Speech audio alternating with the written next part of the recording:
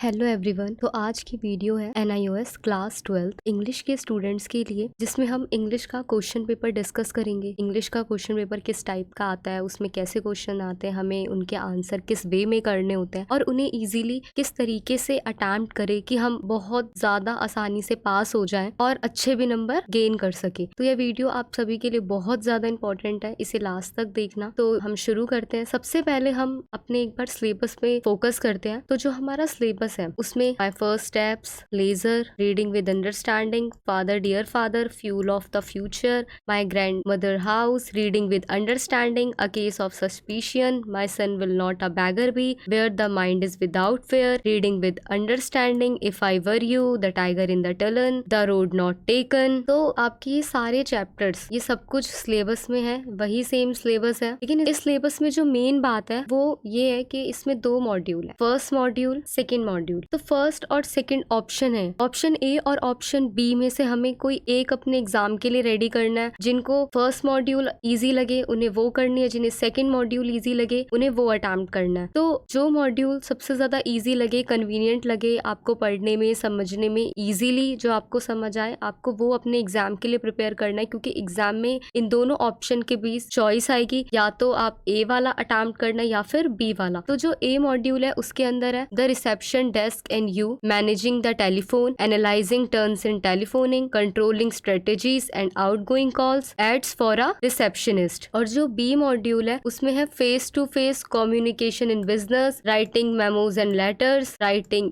emails, writing reports, writing job application और appearing for an interview। तो ये 2 module है, इसमें से जिस भी बच्चे को जो मॉड्यूल इजी और कन्वीनियंट लगे उन्हें अपने एग्जाम के लिए उसको प्रिपेयर करना। So without wasting our time हम बढ़ते हैं अपने फर्स्ट क्वेश्चन की तरफ। क्वेश्चन नंबर फर्स्ट है, read the extract below and answer the question that follow. हमें एक एक्सट्रैक्ट दे रखा है, हमें उसे पढ़ना है और नीचे जो क्वेश्चन दिए हुए हैं हमें उसके आंसर्स इसे पढ़ के लिखने हैं। तो हमारे किसी भी चैप्टर का एक्सट्रैक्ट आ सकता है, इसीलिए हमें चैप्टर्स समझ में आने बहुत जरूरी होते हैं। तो ये एक्सट्रैक्ट है, Tembu who was 12 did not always sleep with his father at the station, for he had also to help in the home, Where his mother and small sister were usually alone। Tembu जो एक 12 साल का लड़का है जो अपने पापा के साथ हमेशा स्टेशन पर नहीं सोता। क्यों? क्योंकि उसे अपने घर पर भी मदद करनी होती है जहाँ उसकी माँ और छोटी बहन अकेले होती है। They lived in a small tribal village on the outskirt of the forest about 3 miles from the station। वो एक छोटे से जनजातीय गांव में रहते हैं जो जंगलों के भारी क्षेत्र में है।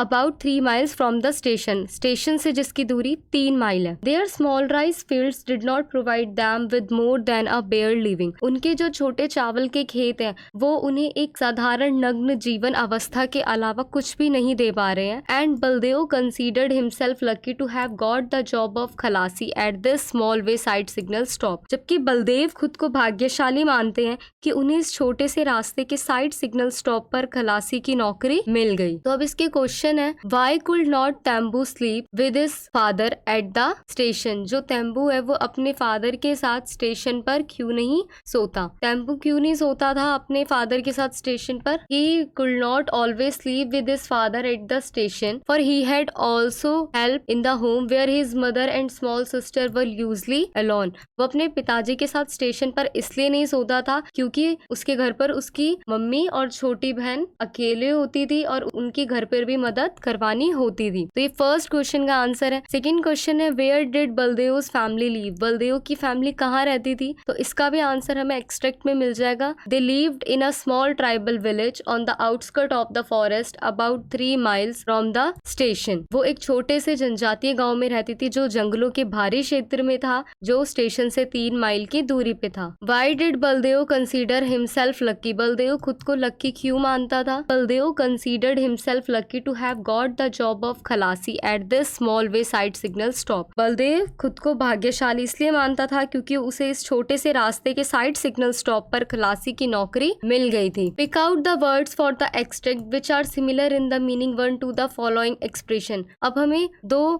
लाइन दे रखी है और हमें देखना है इस पूरी लाइन का मीनिंग एक छोटे से वर्ड में होगा जो हमें स्टैंजा में ही मिलेगा, तो हमें वो करना है। A group of people living together sharing the same language, लोगों का छोटा सा एक समुदाय, एक छोटा सा समूह जो साथ रहता है और एक ही लैंग्वेज यूज करता है। तो इसका आंसर अब हमें देखना है कि ऐसा कौन सा वर्ड है जो इसका आंसर होगा। तो इसका आंसर है tribal. Tribal is the correct answer. उसके बाद सेकंड है समथिंग विच इज अनकवर्ड, एक ऐसी चीज जो खुली हो, जो कवर्ड ना हो। तो हमें ऐसा ही वर्ड एक्सट्रैक्ट में से ढूंढना है। तो इसका आंसर है बेयर। सो नेक्स्ट एक्सट्रैक्ट भी इसी तरीके का है। ये भी हमें किसी भी चैप्टर से दिया होता है, हमें इसे उसी तरीके से पढ़ के सॉल्व करना है जैसे हमने फर्स्ट क्वेश्चन किया है। सो ये आप लोगों को खुद करना है। अगर इसमें आप लोगों को कोई भी डाउट या प्रॉब्लम आए तो आप लोग कमेंट सेक्शन में पूछ सकते हैं। सो बी पार्ट है, at last he heard of doctor RM Halder, principal of Dadar school for the blind in Mumbai. और अंत में उसने डॉक्टर RM हेल्डर के बारे में सुना, जो प्रिंसिपल था दादर स्कूल का। और वो स्कूल किस लिए था? अंधे लोगों के लिए था। कहाँ पर? बॉम्बे में। My father wrote to him asking for advice, मेरे पापा ने उनसे सलाह लेने के लिए कहा। Doctor Halder showed unusual interest in my case, उन्होंने मेरे केस में इंटरेस्ट दिखाया। And promise to take special care and personal responsibility for me if I were sent to his school, और उन्होंने ये प्रॉमिस किया कि अगर मैं उनके स्कूल में जाता हूँ तो वो मेरी एक स्पेशल केयर करेंगे और मेरी पर्सनल रिस्पॉन्सिबिलिटी भी लेंगे। तो इसमें फर्स्ट क्वेश्चन है, what did Ved father hear about? Ved के फादर ने किस बारे में सुना था? वेद के फादर ने सुना था he heard of doctor RM Halder, principal of Dadar school for the blind in Bombay. तो जो वेद के फादर थे उन्होंने किसके बारे में सुना था? उन्होंने सुना था डॉक्टर RM हेल्डर के बारे में, जो प्रिंसिपल थे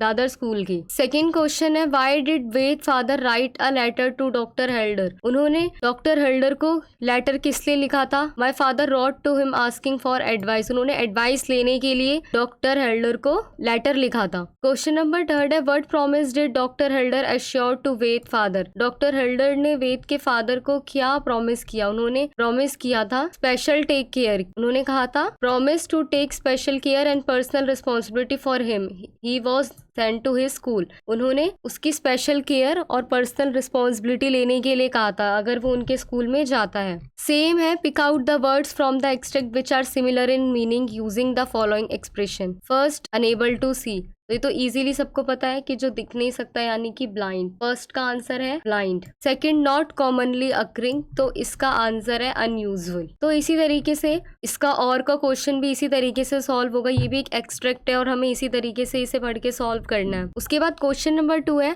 answer any 3 of the following question in about 30-40 words. हमें 30 से 40 शब्दों के अंदर जो 4 क्वेश्चन हमें दे रखे हैं उनमें से कोई 3 अटेम्प्ट करने हैं जो भी हमें इजीली आते हो। सो फर्स्ट क्वेश्चन है, what did Gavaskar like to do whenever he went to his uncle house? ये माय फर्स्ट स्टेप से क्वेश्चन आया हुआ है कि गवास्कर को अपने अंकल के घर जाकर क्या करना पसंद था। सो इसका आंसर है, whenever Gavaskar went to his uncle house he liked to cherish the India test pullover of his uncle। जब भी वो अपने अंकल के घर जाता था तो वह अपने अंकल की भारतीय टेस्ट स्वेटर को संजोना पसंद करता था, मतलब उसे संजो के रखना, उसे प्यार से रखना पसंद करता था, जो उसके अंकल की वो भारतीय टेस्ट स्वेटर थी। And would move his hands gently over them with liking and affection, और वह उसके ऊपर प्यार से, स्नेह से धीरे धीरे हाथ फेरते थे। Because he loved cricket very much and so he felt very passionate to have them whenever he used to look at them and touch. क्योंकि वो क्रिकेट से बहुत प्यार करता था और इसीलिए जब भी वह उन्हें देखता और छूता था तो वह उसे पाने के लिए बहुत भावुक हो जाता था, बहुत इमोशनल तरीके से वो जुड़ा हुआ था। तो सेकेंड क्वेश्चन है, how did Ved mother try to test him? जो वेद की मम्मी थी उन्होंने वेद को परखने के लिए क्या क्या टेस्ट किए? My son will not a beggar be से ये क्वेश्चन आया हुआ है। तो इसका आंसर है, Ved mother put him through several test. Ved की मम्मी ने उसके कई तरह के टेस्ट लिए। शी शुक हर हैंड विगरलेसली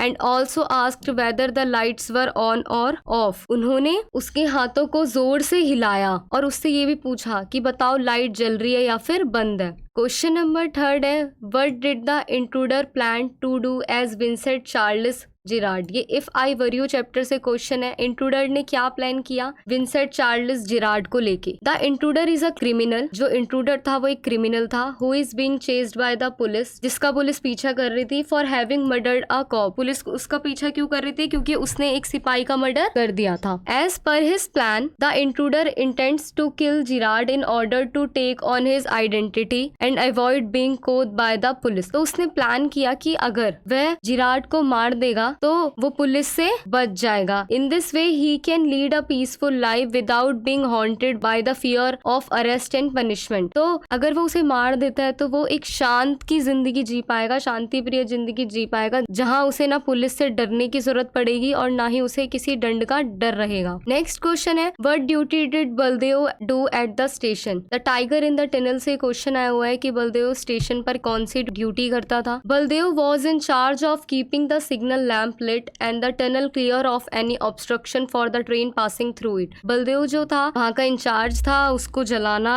उसको बुझाना उसका काम था, और ये भी देखना कि टनल जो सुरंग का रास्ता है वो ट्रेन के जाने के लिए क्लियर है या फिर नहीं है। तो क्वेश्चन नंबर 3 एक एक्सट्रैक्ट है। Read the extract and answer the question that follow. ये एक्सट्रैक्ट पढ़ना है जो माय ग्रैंडमदर हाउस से लिया गया है, उसके बाद इसके आंसर सॉल्व करने हैं। There is a house now far away where once. यहाँ एक घर था जो काफी दूर था। I receive love that woman died. मुझे वहां से प्यार मिला करता था लेकिन अब वो औरत मर गई। The house withdrew into silence. वो घर अब शांति में डूब चुका है। Snakes move. वहाँ सांप घूमते हैं। Among books I was then too young to read. और वहाँ बहुत सारी किताबें थी पर मैं बहुत छोटा था उन किताबों को पढ़ने के लिए। And my blood turn cold like the moon how often I think of going. और मेरा खून चांद की तरह ठंडा हो जाता है मैं जब भी वहाँ जाने के बारे में सोचता हूँ। तो अब इसका क्वेश्चन है, how did the house look after the death of the grand mother. Grand mother यानी कि दादी की डेथ के बाद, दादी की मृत्यु के बाद वो घर कैसा दिखता था? After the death of the grand mother house was reduce to silence. दादी की मृत्यु के बाद जो वो घर था वो शांति में डूब चुका था। Why was the poet not able to read the books. जो पोएट था वो किताबें क्यों नहीं पढ़ पा रहा था? The poet was not able to read the books as he only could read things of poetic language and not of others. जो कवि था वो बुक्स इसलिए नहीं पढ़ पा रहा था क्योंकि उसे सिर्फ पोएटिक लैंग्वेज पढ़नी आती थी, बाकी कोई दूसरी नहीं। What did the poet feel whenever he thinks of going to his house. वो कैसा फील करता है जब भी वो उस घर में जाने के बारे में सोचता है? The poet often feels that someone is staring at him through the window. और जब भी ऐसा सोचता है उसे ऐसा फील होता है, उसे ऐसा महसूस होता है कि कोई उसे उस खिड़की से देख रहा है। तो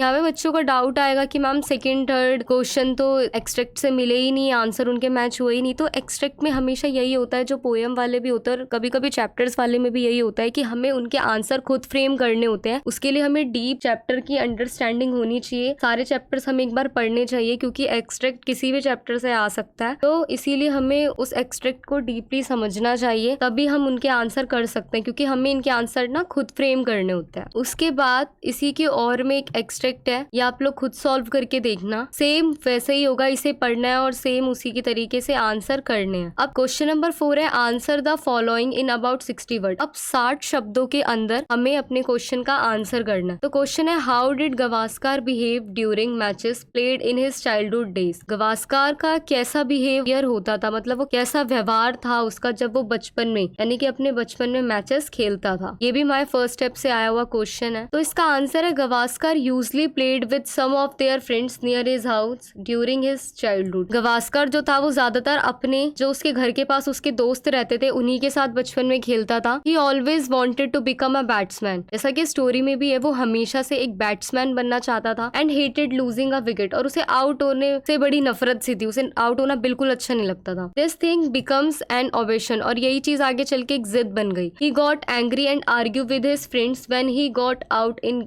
गेम। और जब भी अब वो गेम में आउट होता तो वो अपने दोस्तों पर गुस्सा हो जाता और उनसे लड़ाई करने लग जाता। He also fights and get back home. और वो लड़ने के बाद कहाँ चला जाता? अपने घर पर। Gavaskar was the only one who was having bat and ball among all the friends. Gavaskar एक ही वहाँ पे उन दोस्तों के बीच एक ऐसा इंसान था जिसके पास बैट और बॉल थी। The game automatically ends when Gavaskar went back to his home. तो जैसे गवास्कर अपने घर पे चला जाता, गेम अपने आप ही बंद हो जाती क्योंकि बैट बॉल तो सिर्फ उसी के पास थी। So the friend decided that whenever Gavaskar bats they would appeal at a particular ball and whether he was out और not he had to go by the majority verdict. तो अब उसके दोस्तों ने ये डिसाइड किया कि जब भी गवास्कर खेलेगा तो चाहे बॉल कैसी भी डली हो, किसने भी डाली हो, वो आउट हो या ना हो, उसे उसी फैसले को मानना पड़ेगा जो मेजॉरिटी चाहेगी। इसके और में क्वेश्चन है, what changes did Nehru want among the people of India. जो नेहरू जी थे, जवाहरलाल नेहरू जी थे, वो भारत के लोगों में क्या चेंजेस या फिर भारत के लोगों के अंदर या फिर भारत के अंदर क्या बदलाव चाहते थे। ये इंडिया हर पास्ट एंड फ्यूचर चैप्टर से आया हुआ है। तो इसका आंसर है, Nehru wanted to make India into a modern industrial nation. जो नेहरू जी थे वो भारत को एक आधुनिक औद्योगिक राष्ट्र बनाना चाहते थे। He hoped to make a casteless secular India. वो एक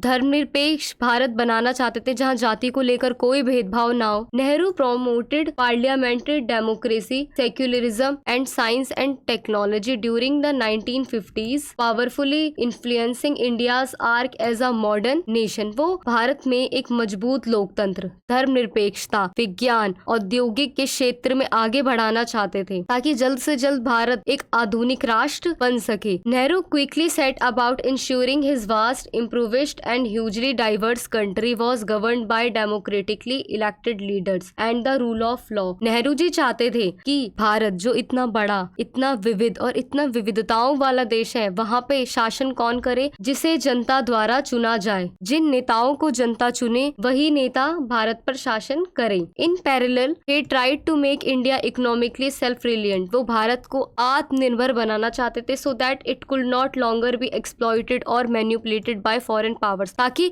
कोई भी नई विदेशी शक्ति आकर भारत को मैनिपुलेट ना कर सके, उसका शोषण ना कर सके। Perhaps inevitably given the scale of the challenges involved, the result of these efforts were mixed। efforts का मतलब इन्हीं किए गए संघर्ष का जो परिणाम था वो बहुत मिलता जुलता आया। Nehru's hopes for a peaceful transition from British rule were dashed by the horrific violence that accompanied partition. Nehru जो चाहते थे कि जब देश का विभाजन हो वो बहुत शांति तरीके से हो, लेकिन ऐसा नहीं हुआ था। The division of the British colony into the separate state of India and Pakistan. जब दो राष्ट्र का विभाजन हुआ, जब देश से भारत और पाकिस्तान जब दो राष्ट्र नए बने, तो जब विभाजन के समय बहुत सी समस्याएं आई। Hundreds of thousand died in clashes between Hindu and Muslim. हजारों लोग मरे, हिंदुओं के भी और मुस्लिम के भी विभाजन के समय। And millions more were displaced and traumatised. और बहुत से करोड़ों लोग ऐसे थे विस्थापन हो गया जिनका, और जो सदमे में चले गए। ट्रॉमाइज्ड मतलब होता है सदमा। क्वेश्चन नंबर 5 है, read the passage below and answer the question that follow. ये पैसेज होता है जो अनसीन पैसेज होता है, तो हमें इसे पढ़ के क्वेश्चन के आंसर करने होते हैं। इसमें सारे आंसर मिल जाते हैं। ये बहुत ईजी पैसेज होता है जिसे पढ़ के हमें सारे आंसर ढूंढने होते हैं। तो जैसे कि ये पैसेज है कि पपाया के ऊपर है। पपाया की इंपॉर्टेंस बताइए कि पपीता हमारे लिए कितना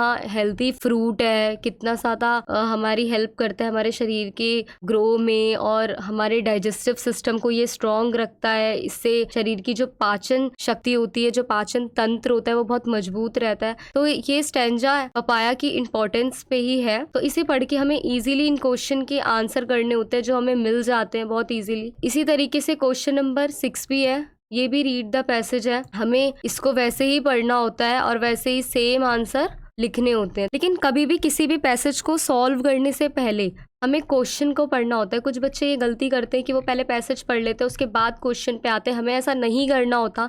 हमें पहले क्वेश्चन पढ़ने होते हैं, उसके बाद पैसेज को रीड आउट करना होता है। तो जैसे कि इसमें फर्स्ट क्वेश्चन है, mention some of the property that papaya fruit has. तो पपाया फ्रूट की प्रॉपर्टीज बतानी है। तो that is long and exhaustive, You can munch on it as salad, have it cooked or boiled it, or just drink it up as milkshake or juices। ठीक है, जो papaya होता है वो बहुत हेल्थी फ्रूट होता है और इसकी जो खूबियाँ है वो बहुत ज़्यादा ही खूबियाँ हैं इसमें। हम इसे पपाया को कैसे खा सकते हैं? इसे सलाद के रूप में भी खा सकते हैं, इसे बनाकर पकाकर, या फिर हम इसे पी भी सकते हैं मिल्क शेक या फिर किसी भी जूस की फॉर्म में। तो इसी तरीके से पढ़ के हमें ये सारे क्वेश्चन सॉल्व करने होते हैं। क्वेश्चन नंबर 6 भी सेम इसी तरीके का एक अनसीन पैसेज है जो हमें पढ़ के क्वेश्चन उसके भी सेम इसी तरीके से सॉल्व करने होते हैं। क्वेश्चन नंबर 7 भी, read the passage below and complete the statements that follow. इस पैसेज के अंदर क्या होता है, इसमें ना स्टेटमेंट्स होती हैं, ये भी अनसीन पैसेज होता है, लेकिन इसमें क्या होता है कि आपको ना कि लाइंस दे रखी होती हैं और ये लाइन हमें पैसेज में ढूंढनी होती है और इन फिलिप्स को फिल करना होता है। जैसे फर्स्ट है, as civilization proceed in the direction of dash it passes the point of supplying all the basic essential of life, food, shelter, clothes and dash. तो हमें ये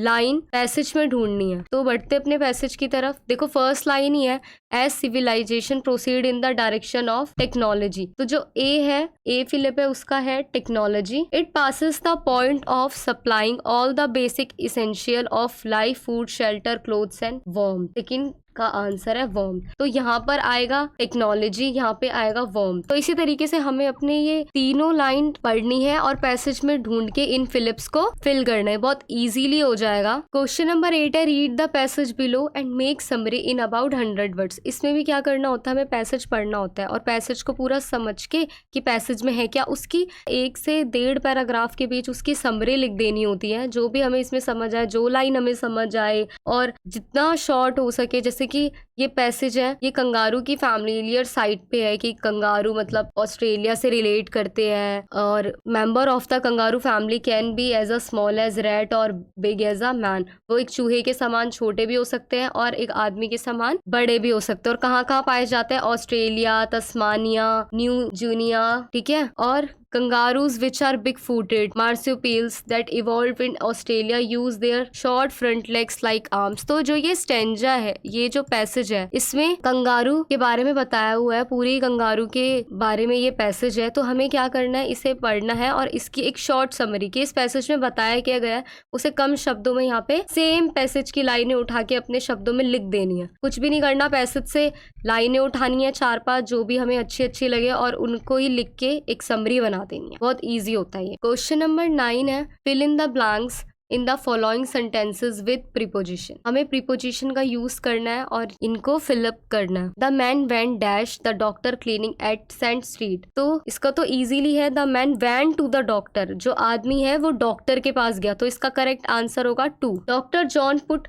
सेटोस्कोप डैश हिज चेस्ट। तो जो डॉक्टर जॉन थे उन्होंने सेटोस्कोप उसकी छाती पर लगाया, तो ऑन हिज चेस्ट। इन तो आएगा नहीं, छाती के अंदर नहीं लगाया तो इन यहाँ पे नहीं आ सकता, तो यहाँ पे क्या आएगा, ऑन, छाती के ऊपर। He said that the man is suffering dash viral fever. उन्होंने कहा कि जो मैन है वो किससे सफर कर रहा है, वायरल फीवर से, तो यहाँ पे आएगा from. The doctor prescribe medicine dash 5 days। Doctor ने डैश 5 दिनों के लिए दवाई दी, तो डॉक्टर ने उसे 5 दिन के लिए दवाई दी, तो यहाँ पे आएगा फॉर। तो इसी तरीके से हमें हर सेंटेंस में देखना होता है कि कौन सी प्रीपोजिशन वहाँ पे फिट बैठ रही है, to, on, from, for, at. तो जो प्रीपोजिशन हमें सही लगे वही प्रीपोजिशन हमें फिल करनी होती है क्वेश्चन के according. So question number 10, combine the following pairs of sentences using connectors given against each pair. तो ये 4 पेयर है जिसमें एक में 2-2 सेंटेंसेस है, हमें दोनों को पढ़ के और जो ये वर्ड दे रखा है हु, उसकी हेल्प से इन्हें मर्ज करना है। Like I have a friend she lives in a London. मेरी एक दोस्त है, वह लंदन में रहती है। तो अब हम इसे एक कैसे कर सकते हैं, हम इसे एक करेंगे, I have a friend who lives in a London. मेरी एक दोस्त है जो लंदन में रहती है, तो इसका आंसर होगा I have a friend who lives in a London. Second, this is the place. यह वो जगह है। I lost my purse yesterday, जहाँ मैंने अपना पर्स कल खो दिया। तो बहुत इजीली फुल स्टॉप के बाद वेयर का यूज करके हम इस सेंटेंस को जोड़ देंगे। This is the place where I lost my purse yesterday. यही वो जगह है जहाँ कल मैंने अपना पर्स खोया था। थर्ड है, my friend came to my house. मेरा दोस्त मेरे घर आया, आई वॉज स्लीपिंग, मैं सो रहा था। तो हम इसमें वाइल ऐड कर देंगे हाउस के बाद। सो ये बन जाएगा my friend came to my house while I was sleeping. मेरा फ्रेंड जब मेरे घर आया तब मैं सो रहा था। तो डी है, the school was over I return from the school. तो हम व्हेन का यूज करके क्रिएट कर देंगे, the school was over when I return from the school. अब क्वेश्चन नंबर 11 है, fill in the blanks with correct form of the verb. तो हमें वर्ब की सही फॉर्म का यूज करके इन सेंटेंस को फिलअप करना है। तो फर्स्ट है, the girl dash to the college every day. वो लड़की रोज कॉलेज जाती है, तो इसका करेक्ट आंसर आएगा गोज। हमें वर्ब की सही फॉर्म फिलअप करनी है यहाँ पे, तो यहाँ पे इसका आंसर आएगा गोज। सेकेंड है, he dash to the city yesterday. तो इसका आंसर है had been. Third, children dash books in their bags. Children अपने बैग में क्या कैरी करते हैं? बुक्स। तो इसका आंसर है carry. Question number 12, report the following conversation in indirect speech. हमें इनडायरेक्ट स्पीच में इस कन्वर्सेशन को पढ़ के एक रिपोर्ट लिखनी है। The man, where are you going. आदमी बोलता है तुम कहाँ जा रही हो? The girl, I am going to Kashmir on trip. मैं ट्रिप पे जा रही हूँ Kashmir. The man, are you going alone. तुम अकेली जा रही हो? The girl, no I am going with my father. नहीं, मैं अपने पिताजी के साथ जा रही हूँ। The man, I wish you a happy journey. मैं तुम्हारी सफल यात्रा की कामना करता हूँ। तो अब हमें इनडायरेक्ट स्पीच में इसी कन्वर्सेशन को लिखना है। The man asked the girl where she was going. आदमी ने लड़की से पूछा कि तुम कहाँ जा रही हो। The girl responded by saying that she was going for trip इन कश्मीर। लड़की ने बताया कि वो कहाँ जा रही है? कश्मीर जा रही है ट्रिप पे। Then the man inquired whether she was going for trip alone. तब उस आदमी ने पता लगाने की कोशिश की कि क्या वो अकेले जा रही है। तो फिर गर्ल ने रिस्पॉन्स किया, क्या कह के रिस्पॉन्स किया? That she was going with her father. वो अपने पिताजी के साथ जा रही है। Then the man wished the girl a happy journey. तब उस आदमी ने उसे हैप्पी जर्नी विश की। तो इसमें इनडायरेक्ट स्पीच में हम कैसे लिखते हैं? हम asked, by saying, whether, responded word का यूज करके इनडायरेक्ट स्पीच में अपनी कन्वर्सेशन को लिखते हैं। तो ये भी बहुत ईजी होता है, बस हमें ध्यान से लिखनी होती है। तो इसी तरीके से क्वेश्चन नंबर 13 है, write a paragraph of about 100 words और any of the topics given below. आपको 3 टॉपिक दिए जाते हैं, तो जिन टॉपिक पे आपको सबसे ईजी जो टॉपिक लगे, जिसपे आप लिख पाओ, आपको वही टॉपिक एग्जाम में चूज करना होता है और उसमें लिखना होता है। तो जैसे फर्स्ट है यहाँ पे स्वच्छ भारत अभियान। सो स्वच्छ भारत मिशन और Swachh Bharat Abhiyan is campaign run by the government of India as a massive mass movement to initiate the theme of cleanliness throughout India. तो जो स्वच्छ भारत अभियान था या फिर जो स्वच्छ भारत मिशन था, वो सरकार द्वारा चलाया गया एक कैंपेन था भारत के लोगों में स्वच्छता की जागरूकता फैलाने के लिए या फिर ये थीम लाने के लिए। This campaign was launched in seeking a way to create a clean India target by 2019 2 October the 150th birth anniversary of Mahatma Gandhi. जो क्लीन इंडिया का टारगेट है वो 2019 2 अक्टूबर को लिया गया था महात्मा गांधी जी की 150th बर्थ एनिवर्सरी पर। Importance of this initiative, the father of the nation Mahatma Gandhi had always dream of making India a clean India and always put his hard efforts toward cleanliness in India. जो महात्मा गांधी थे, उन्होंने हमेशा से स्वच्छ भारत का सपना देखा था और उन्होंने इसमें बहुत ज्यादा एफर्ट्स भी लगाए थे इंडिया को क्लीन बनाने के लिए। This is why Swachh Bharat Abhiyan was launched on 2 October, the birthday of Mahatma Gandhi.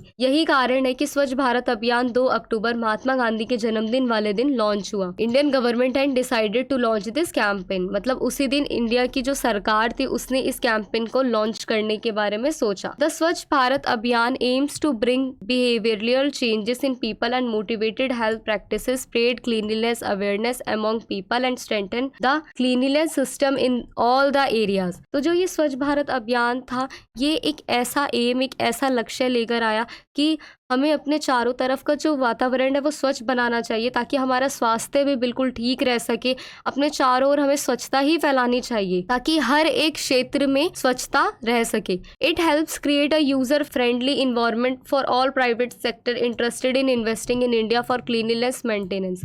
और ये एक बहुत ही फ्रेंडली इन्वायरमेंट क्रिएट करता है उन सभी प्राइवेट सेक्टर्स के लिए जो इंटरेस्टेड है इंडिया के क्लीनलीनेस मेंटेनेंस में इन्वेस्ट करने के लिए और भारत को बिल्कुल स्वच्छ बनाने के लिए। इसी में आप देखोगे सेकंड आपको दे रखा है यूज ऑफ मोबाइल्स और थर्ड आपको दे रखा है securing first rank in the last board exam. तो आपको जो भी 3 टॉपिक एग्जाम में मिला, आपको जो बहुत इजी लगे, आपको तीनों में से किसी एक पर ही लिखना होता है। उसके बाद नेक्स्ट क्वेश्चन लेटर है, write a letter to the water supply board complaining about irregular supply of water in your locality. तो हमें वाटर सप्लाई बोर्ड को कंप्लेनिंग लेटर लिखना है कि हमारे जो एरिया है वहाँ पे जो पानी की सप्लाई है वो नियमित रूप से नहीं हो रही, यानी कि रोज नहीं हो रही। तो firstly to the municipal commissioner Palam municipality Palam Delhi. सबसे पहले हमें लिखना है एड्रेस, उसके बाद डेट, देन सब्जेक्ट जो हमें क्वेश्चन में ही मेंशन है, complaining again about irregular supply of water in our locality. तो ये सब्जेक्ट बन जाता है। एड्रेस अगर मेंशन होता क्वेश्चन में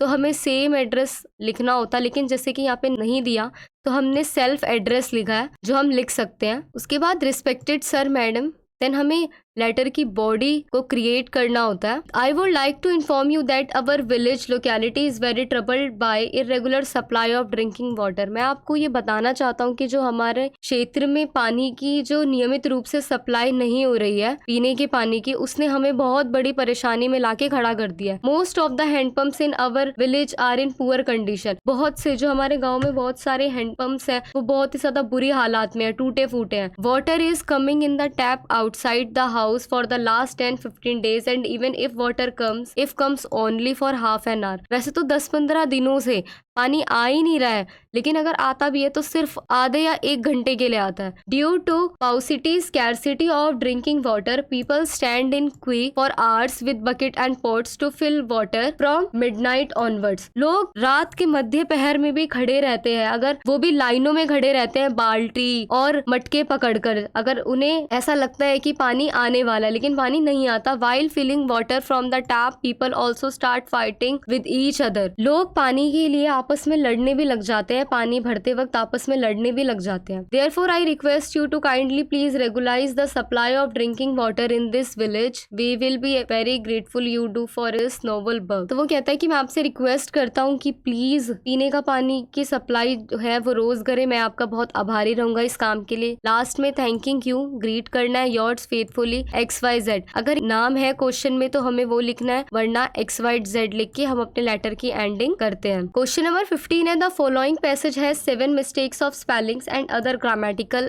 inquiries. Spot the errors and provide correct form as shown below. One is done for you to serve as an example. तो जो नीचे पैसेज दे रखा है उसमें 7 मिस्टेक्स है स्पेलिंग्स की और कुछ ग्रामर की भी हो सकती है। तो हमें क्या करना है, हमें उन एरर को पता लगाना है और फिर उनकी करेक्ट फॉर्म लिखनी है। तो एक इन्होंने हमें करके दे रखी होती है क्वेश्चन में एग्जाम्पल के लिए, ताकि हम समझ सके। तो जैसे कि ये पैसेज है मार्स है सीजन लाइक द अर्थ, तो इसमें इन्होंने फर्स्ट जो एरर है वो करके दे रखा है, सीजन की स्पेलिंग यहाँ पे गलत है, तो इन्होंने इसकी करेक्ट फॉर्म यहाँ पे दे रखी है। तो ऐसे ही हमें और भी देखनी है। तो पढ़ते हैं in fact the seasons change in March, तो इनकी जगह यहाँ पे ऑन आएगा। There seems to be changes on its surface, changes की स्पेलिंग गलत है, सरफेस की भी स्पेलिंग गलत है। द डार्क एरियाज, एरियाज की स्पेलिंग गलत है। Get stronger in the spring and summer, summer की भी स्पेलिंग गलत है। आप देखोगे SUMMER होती है, समर की भी स्पेलिंग गलत है। And the colour changes from bluish green to yellow, yellow की भी स्पेलिंग यहाँ पे गलत है, YELLOW होना था। तो हमें क्या करना होता है, जो गलत है यानी कि जिससे मैंने रेड मार्क किया है, जो गलत है वो एरर में आएगा, यहाँ पे इस वाले बॉक्स में आएगा, और जो करेक्ट फॉर्म जो हम लिखेंगे वो हमें इस वाले कॉलम में लिखनी होती है। जैसे इसमें सॉल्व करके दे रखा है तो उसी तरीके से हमें एरर इस कॉलम में लिखना होता है और करेक्ट फॉर्म वाले में करेक्ट स्पेलिंग्स लिखनी होती है। So question number 16, read the following passage carefully, make notes in points only using appropriate heading and sub heading, also use recognizable abbreviation. तो हमें क्या करना है, हमें ये पैसेज बहुत केयरफुली पढ़ना है, इस पे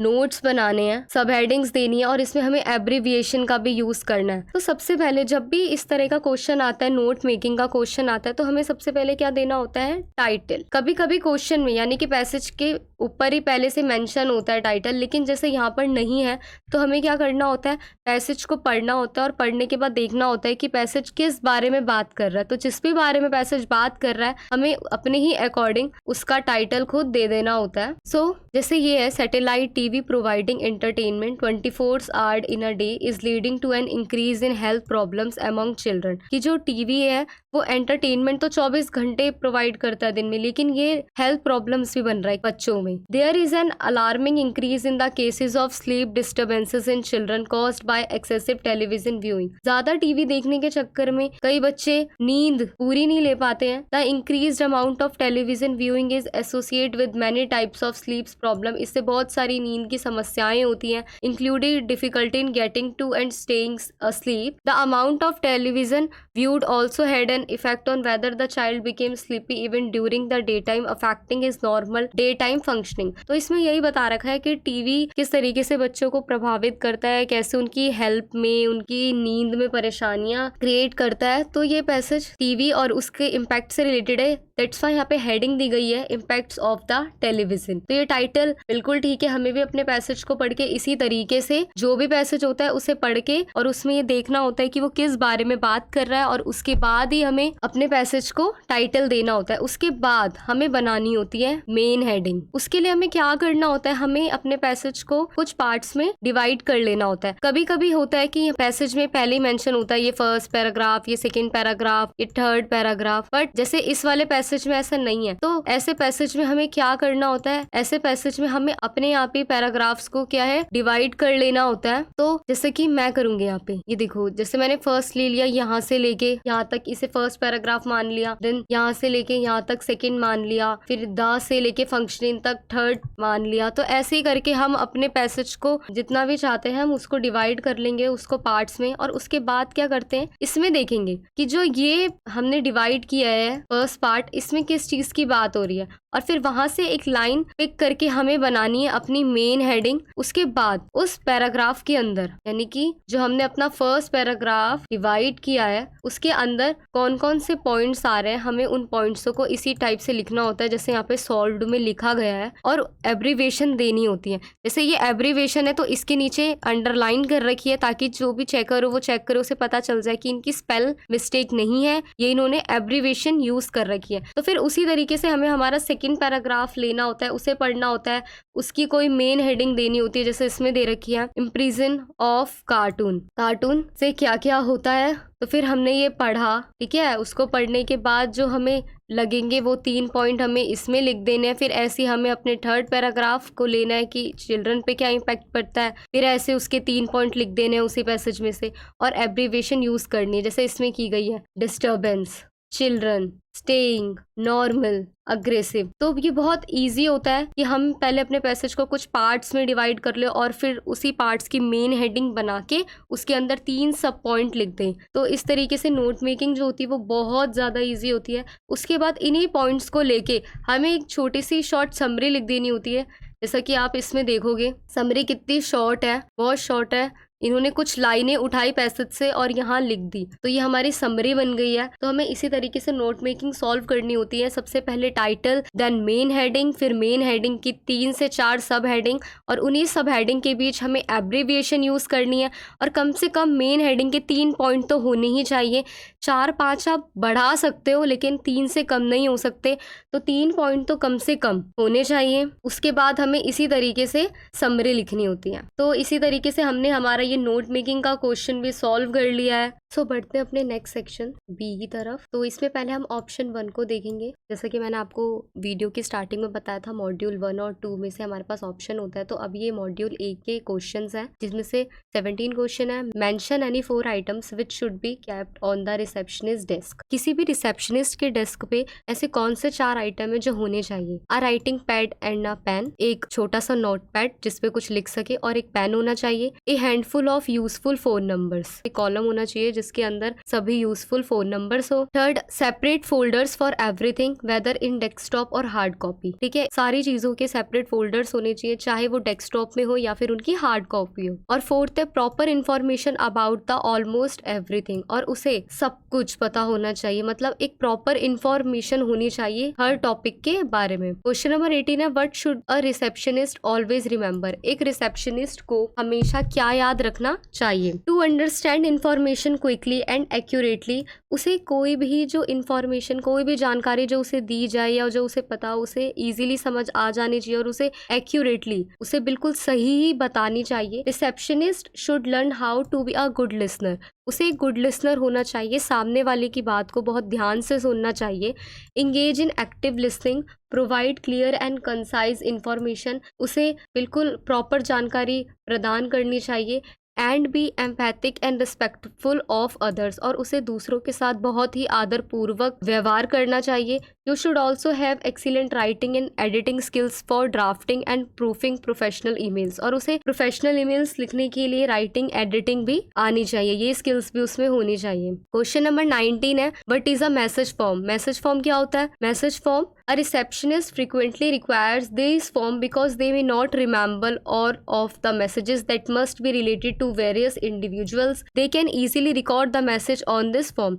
तो जो मैसेज फॉर्म होता है वो रिसेप्शनिस्ट के लिए होता है क्योंकि जो रिसेप्शनिस्ट होती है पूरे दिन में इतने सारे मैसेजेस आते हैं उसके पास, तो हर किसी पर्सन का मैसेज तो याद नहीं रख सकती अपने माइंड में, तो उसको ये फॉर्म दिया जाता है जिसपे वो मैसेज रिकॉर्ड कर सके, तो उसे कहते हैं मैसेज फॉर्म। क्वेश्चन नंबर 20 है write a short note on the following. First है रजिस्टर्स ऑफ कॉलर्स, सेकंड है रिजर्वेशन वाउचर और थर्ड है इंटरनल टेलीफोन डायरेक्टरी। तो first, register for callers. Register for callers, it means that all the callers which are registered and have to write their name, address, date and time of arrival, purpose of visit, etc. कि जो भी callers वहाँ पर आ रहे हैं उन्हें register में अपने नेम, अपना पता, तारीख, समय और विजिट करने का पर्पस लिखना चाहिए। यानी कि उसे क्या क्या लिखना चाहिए, अपना नाम लिखना चाहिए, अपना एड्रेस लिखना चाहिए, वो किस समय आया है, कितने टाइम पे पहुंचा है, कौन सी डेट को आया है और उसके आने का पर्पस क्या है। तो ये सब कुछ रजिस्टर ऑफ कॉलर्स में होता है। Reservation voucher, sometimes hotels give send reservation voucher instead of letters और reservation cards after the booking has been confirm. कभी कभी क्या होता है कि जो होटल होता है वो क्या सेंड करता है, रिजर्वेशन वाउचर सेंड करता है या फिर रिजर्वेशन वाउचर्स देता है, किसकी बजाय, लेटर और किसी भी रिजर्वेशन कार्ड की बजाय वो कभी कभी रिजर्वेशन वाउचर देता है जब भी कोई बुकिंग कंफर्म हो जाती है। The guest shows this voucher at the reception when he she comes to stay in a hotel. तो जब भी कोई गेस्ट होटल में स्टे करने के लिए आता है तब वो रिसेप्शनिस्ट को वो वाउचर दिखाता है। It also means that the guest has already paid the agent for the room. इसका मतलब होता है कि जो वो गेस्ट है उसने पहले ही पेमेंट कर दी है अपने रूम की। The receptionist who looks after booking also has to fill in this voucher and send them ahead for further action. और जो रिसेप्शनिस्ट है उसे क्या करना चाहिए, उसे देखना चाहिए कि हाँ बुकिंग हो गई है, सब कुछ कंफर्म है, उसे उस वाउचर में सब कुछ फिल कर देना चाहिए और आगे की कार्रवाई के लिए भेज देना चाहिए। Internal telephone directory, a telephone directory commonly called a telephone book, telephone address book, phone book or the white and yellow pages is a listing of telephone subscribers in a geographical area or subscribers to services provided by the organization that publishes the directory। तो जो telephone directory होती है उसे हम telephone book भी कहते हैं, telephone address book भी कहते हैं। ये एक छोटी सी फ़ोन बुक होती है जो वाइट और येलो पेजेस की होती है। इसमें उन सभी के टेलीफोन नंबर सब्सक्राइब होते हैं जो भी उस जगह के एरिया के रहने वाले लोग होते हैं या फिर जो भी उस ऑर्गेनाइजेशन को सर्विस प्रोवाइड कर रहे होते हैं। क्वेश्चन नंबर 21 है write the message you would like to leave for a manager based on the following telephonic conversation. यहाँ पे एक टेलीफोनिक कन्वर्सेशन दी हुई है तो हमें वो पढ़ के एक मैसेज क्रिएट करना है। ये कन्वर्सेशन किस किस के बीच है, अमित और रिसेप्शनिस्ट के बीच। तो अमित कहता है is it lake view deluxe hotel, क्या ये लेक व्यू डेल्यूक्स होटल है। रिसेप्शनिस्ट कहती है yes sir, what can I do for you, मैं आपके लिए क्या कर सकती हूँ। अमित कहता है could I speak to the manager, क्या मैं मैनेजर से बात कर सकता हूँ। रिसेप्शनिस्ट कहती है I am sorry he is not in the hotel, मैं माफी चाहूंगी सर पर वो अभी इस वक्त होटल में नहीं है। फिर अमित कहता है I want to book the party hall on 19 October 2019 at the same ask him to arrange dinner for 150 guests। वो कहता है कि मैं एक पार्टी हॉल बुक करवाना चाहता हूँ 19 अक्टूबर 2019 को और उसी समय 150 लोगों का खाना भी अरेंज करवाना चाहता हूँ। रिसेप्शनिस्ट कहती है yes surely please give your contact details, आप मुझे अपनी कॉन्टेक्ट डिटेल्स दे दो। अमित बताता है my name is Amit, my contact number is 9588 -- तो रिसेप्शनिस्ट कहती है thank you sir, have a nice day. तो ये अमित और रिसेप्शनिस्ट के बीच की एक कन्वर्सेशन है जिसमें हमें मैसेज फॉर्म लिखना होता है। तो सबसे पहले ये फॉर्म होता है, टू में आएगा द मैनेजर क्योंकि अमित ने किसको बोलने के लिए कहा है, मैनेजर को। किसकी साइड से गया है, अमित की साइड से। डेट आती है, टाइम आता है, जो क्वेश्चन में मैसेज है हमें सेम लिखना होता है। As you were not here there is a message left for you, जैसा कि आप जानते हो आप यहाँ नहीं थे, आपके लिए एक मैसेज है। There was a call from Amit wanted to book party hall. तो वो कहती है कि जैसा कि आप जानते हो आप यहाँ नहीं थे तो आपके लिए एक मैसेज है कि एक कॉल आया था, अमित ने कॉल किया था, wanted to book party hall on 19 October. वो एक पार्टी हॉल बुक करना चाहते हैं 19 अक्टूबर को और उन्होंने 150 लोगों के खाने का भी अरेंजमेंट करने के लिए कहा है। उसके बाद कॉन्टेक्ट नंबर में अमित का नंबर और टेकन बाय रिसेप्शनिस्ट। ये मैसेज लिया किसने था, रिसेप्शनिस्ट ने लिया था, तो यहाँ पे रिसेप्शनिस्ट का नेम आएगा। तो ऐसे ही जो भी क्वेश्चन में होगा तो उसी के अकॉर्डिंग हमें अपना मैसेज फॉर्म करना होता है। तो ये ऑप्शन 1 की बारी थी। अब है ऑप्शन 2। जो लोग मॉड्यूल बी करेंगे उसका पैटर्न कैसे आता है वो इस तरीके से है। तो क्वेश्चन 18 है what is a memo. Memo क्या होता है। Memo is actually short for memorandum. It is one of the most used means of official communication in the business world. Its main purpose is to serve as a reminder or to give some instruction. ये एक memorandum की short form है और ये use कहाँ पे होती है? ये ऑफिशियल कम्युनिकेशन यानी कि बिजनेस वर्ल्ड में जो ऑफिशियल बातचीत होती है वहाँ इसका यूज़ किया जाता है। इसका मेन पर्पस होता है एज अ रिमाइंडर के तौर पर कुछ इंस्ट्रक्शन देना। क्वेश्चन नंबर 19 है, how do you prepare yourself before appearing a face to face interview? आप अपने आप को फेस टू फेस इंटरव्यू के लिए कैसे प्रिपेयर करेंगे? जब आप किसी इंटरव्यू में जाएंगे तो आप कैसे, जब आपका ऑफलाइन इंटरव्यू होगा तो आप कैसे खुद को प्रिपेयर करेंगे? तो उसके ही कुछ स्टेप्स हैं यहाँ पे। So first step is review the job description. तो जो जॉब डिस्क्रिप्शन है हमें पहले ही उसका रिव्यू पढ़ लेना चाहिए। Like read the job description to thoroughly understand how the employer has describe the position and the type of candidate they are looking for. तो हमें पहले ही जॉब डिस्क्रिप्शन पढ़ लेना चाहिए ताकि ये पता चल जाए कि जो एम्प्लॉयर है उसने पोजीशन को कैसे, मतलब किस पोजीशन की जॉब है, वो कैंडिडेट कैसे टाइप का कैंडिडेट चाहते हैं। Carefully review the keywords and key phrases the employer uses to describe their expectation. उनकी एक्सपेक्टेशन क्या है बहुत ही ध्यान से वो पढ़नी चाहिए। The more you can align your skills and qualification with the job description the better chances you stand to impress the interviewer. तो इससे आपको पहले ही पता चल जाएगा कि आपके पास वो स्किल्स और वो क्वालिफिकेशन है या नहीं उस जॉब के लिए। तो आप इंटरव्यूअर को पहले से इम्प्रेस कर सकते हैं अगर आपके पास वो स्किल्स हैं। You may also get some clues from the job description about the question the interviewer may ask. और जॉब डिस्क्रिप्शन पढ़ने से आपको कुछ ये आइडिया भी हो जाएगा कि वो किस टाइप के क्वेश्चन आपसे पूछेगा। उसके बाद सेकंड है consider your eligibility for the job. अपनी एलिजिबिलिटी चेक करना कि आप उस जॉब के लिए एलिजिबल हो या नहीं हो। So think about your qualification and experience. तो अपनी क्वालिफिकेशन और अपने एक्सपीरियंस को लेके सोचो। Ask yourself why you are required to apply for that job and why the employer should hire you. और खुद से ये सवाल करो कि आप इस जॉब के लिए क्यों अप्लाई कर रहे हो और जो एम्प्लॉयर है वो आपको ही क्यों हायर करे। Assessing how the job fits into your career path and what value you can add to the company help you convince the interviewer about what make you best candidate for the position. और आप इस job पे fit कैसे बैठते हो, ठीक है, और आप कंपनी के लिए ऐसा क्या करोगे जिससे जो कंपनी है या फिर जो वो इंटरव्यूअर है वो कन्विंस हो जाए कि आप ही हो जो बेस्ट कैंडिडेट हो इस पोजीशन के लिए। तो ये भी हमें सोचना चाहिए।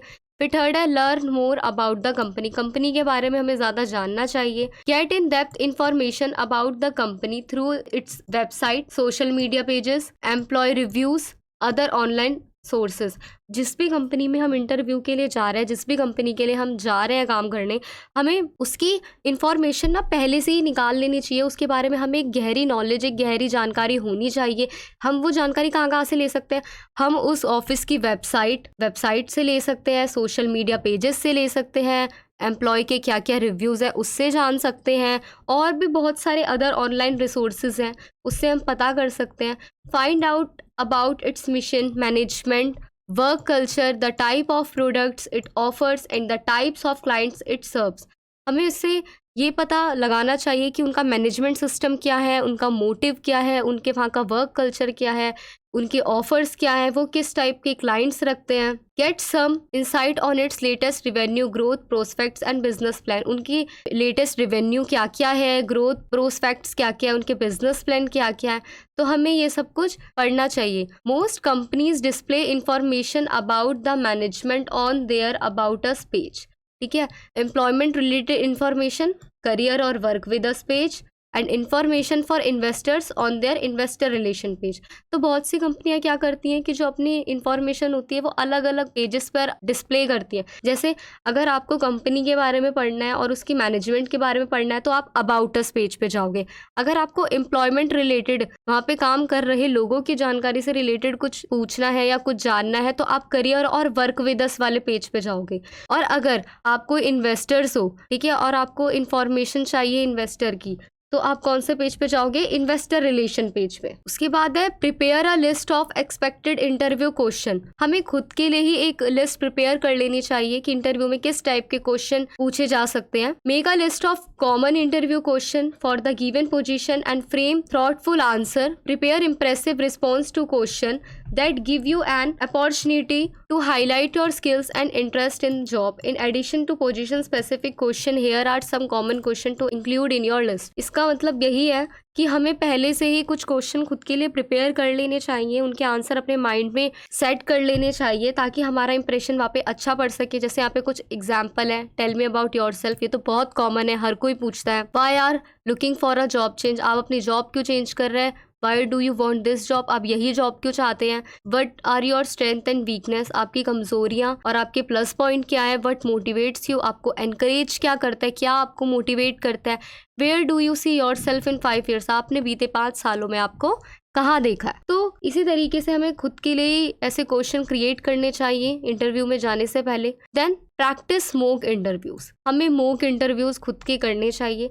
No matter how well you prepare, it is natural to feel anxious and overwhelmed at the time of the interview.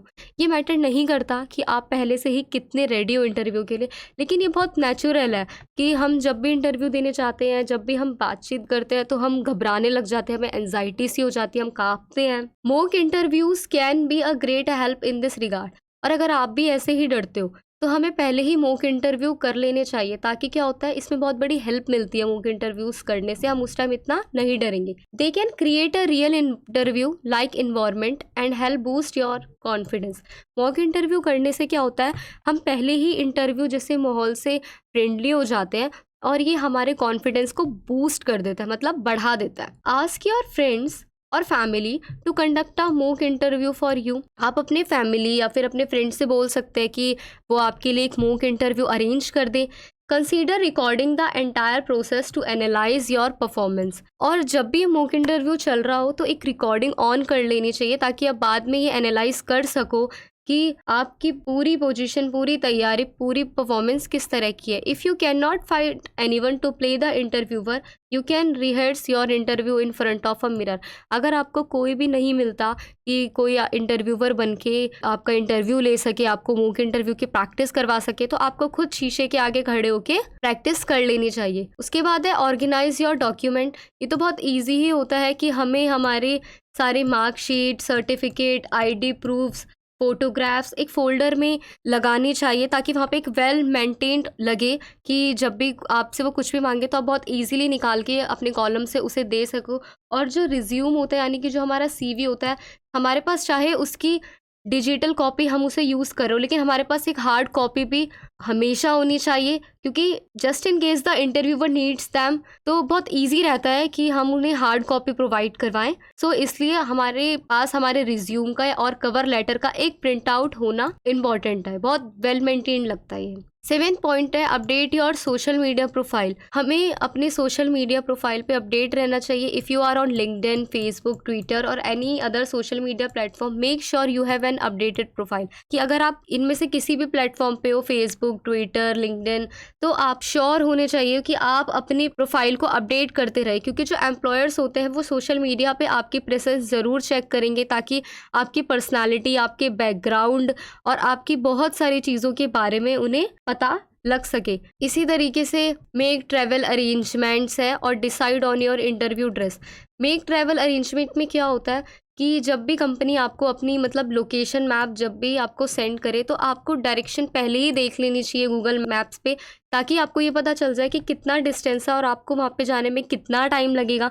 तो अपनी टाइमिंग को आप पहले से ही प्लान कर लीजिए और अपने ट्रांसपोर्ट मोड को भी प्लान कर लीजिए कि आप बाइक से जाएंगे, बस से जाएंगे, मेट्रो यूज़ करेंगे या फिर कौन से व्हीकल का यूज़ करके जाएंगे। तो इससे क्या होता है कि आप जहाँ पे भी कंपनी लोकेट है वहाँ टाइम से पहुँच जाओगे, इससे भी बहुत ज़्यादा अच्छा इंप्रेशन पड़ता है। लास्ट पॉइंट भी बहुत इंपॉर्टेंट है, decide on your interview dress. Interview की जो ड्रेस है वो हमेशा फॉर्मल होनी चाहिए, बहुत साफ होनी चाहिए, उस पर प्रेस हो रखी हो, आयरन क्लोज्ड हो वो बिल्कुल। If you plan to spray deodorant और perfume, make sure it is melt. अगर आप उस दिन अपने ऊपर कोई भी परफ्यूम या कोई भी डिओ स्प्रे करने की सोच रहे हो तो आपको इस बात का ध्यान रखना चाहिए कि उसकी जो स्मेल है वो बहुत नॉर्मल हो, सॉफ्ट स्मेल हो, बहुत ज़्यादा हार्ड ना हो।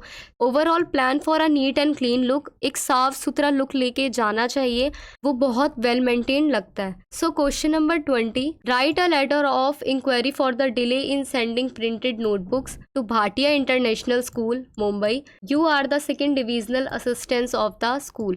तो आपने एक प्लेसमेंट ऑर्डर किया था, तो अब आपको उसका इंक्वायरी लेटर लिखना है कि आपने कुछ प्रिंटेड नोटबुक्स मंगवाई थी भाटिया इंटरनेशनल स्कूल के लिए मुंबई में। आप सेकंड डिविजनल असिस्टेंट हैं, तो आपको लेटर लिखना है। किसे लिखना है? एड्रेस मेंशन है आरके प्रिंटर्स नवी मुंबई को, जहां से आपने ये ऑर्डर प्लेस किया था। तो सबसे पहले sender address Bhatia international school Mumbai, then date, then receiver address, then subject जो हमें क्वेश्चन में ही मिल जाता है, like inquiry for the delay in sending printed notebooks. So I place an order for the bulk purchase of printed notebooks for our school library on this date. I had specifically written in order placement letter that we needed the books urgently, latest by April 30, 2019. However, we have not received the order till today. I wish to know the reason behind this undue delay. I am compelled to state that in case there is any further delay, particularly for class 10th and 12th are not delivered to library within a week, we will have to cancel the order. Looking forward to prompt reply.